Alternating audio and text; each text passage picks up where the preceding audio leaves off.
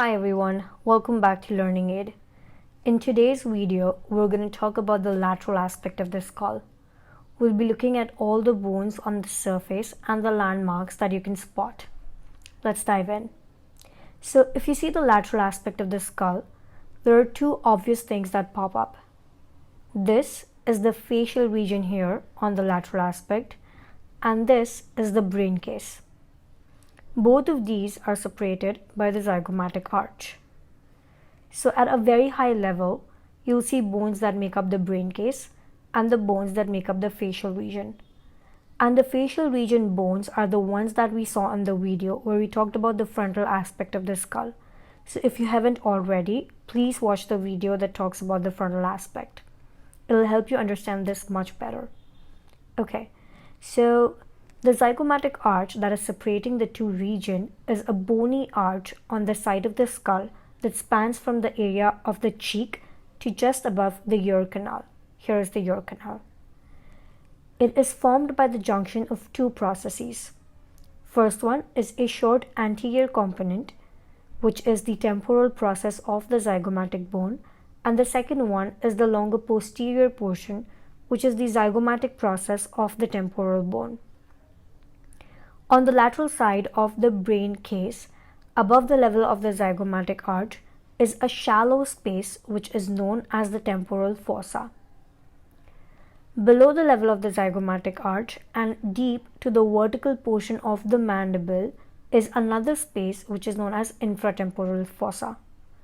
Both the temporal fossa and infratemporal fossa contains muscles that control mandible during chewing. I'll be explaining this much more in detail when we look at the temporal bone in this video.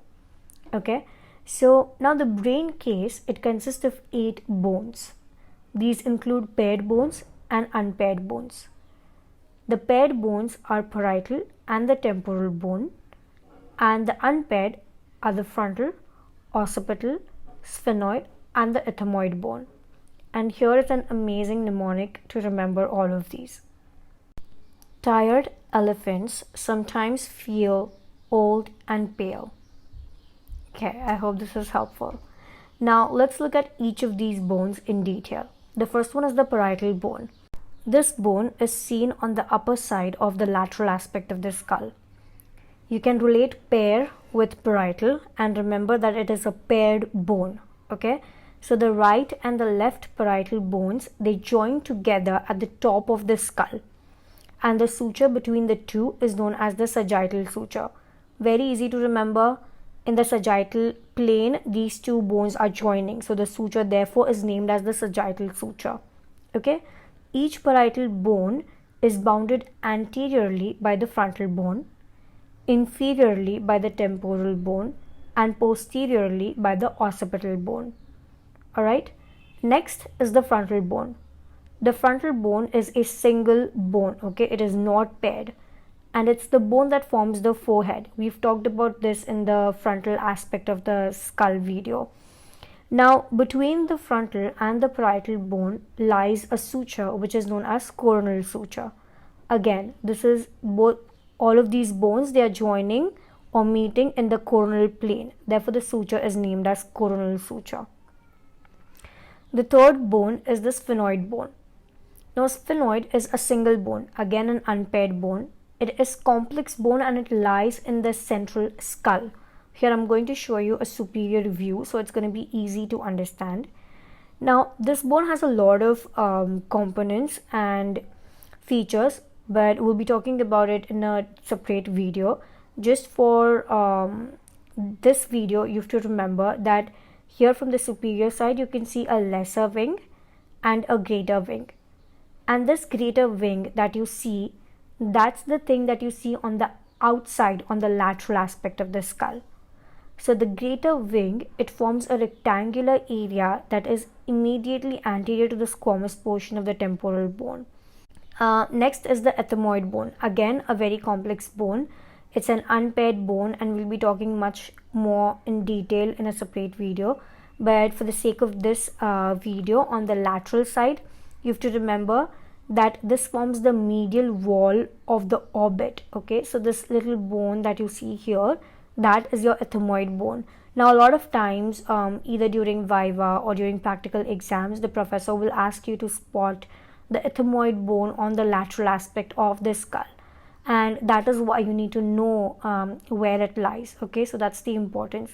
So, just for the sake of lateral aspect, remember this little bone here is the ethmoid bone. Okay. Next is the temporal bone, and this is the most important bone on the lateral aspect of the skull. The temporal, it forms the lower lateral side of the skull. Temporal means time, and this particular bone or the area is named as temporal because this is where you typically see your first white strands of hair, okay, which indicates passage of time. So that is why this area is named as temporal. So the temporal bone, it is subdivided into several regions, all right. The first one is the squamous portion of the temporal bone. The flattened surface that you see on the upper part, that's the squamous portion of the temporal bone. The suture between the temporal bone and the parietal bone is known as the squamous suture. Okay. Below the squamous area is an area that projects anteriorly from the temporal bone. So this here, right here, is the zygomatic process of the temporal bone, which forms the posterior portion of the zygomatic arch. Now, posteriorly, there's this portion which is known as the mastoid portion of the temporal bone, and projecting inferiorly from this region is a large prominence which is known as the mastoid process. This serves as a muscle attachment site. Now, mastoid process, you can feel it easily by just touching your head behind the earlobe.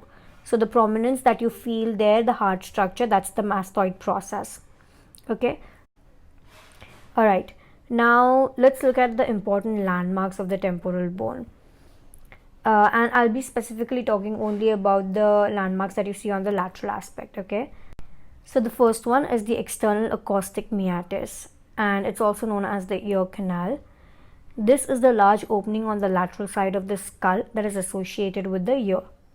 Second is the mandibular fossa. This is this deep oval shaped depression located on the external base of the skull. It's located just in front of the external acoustic meatus.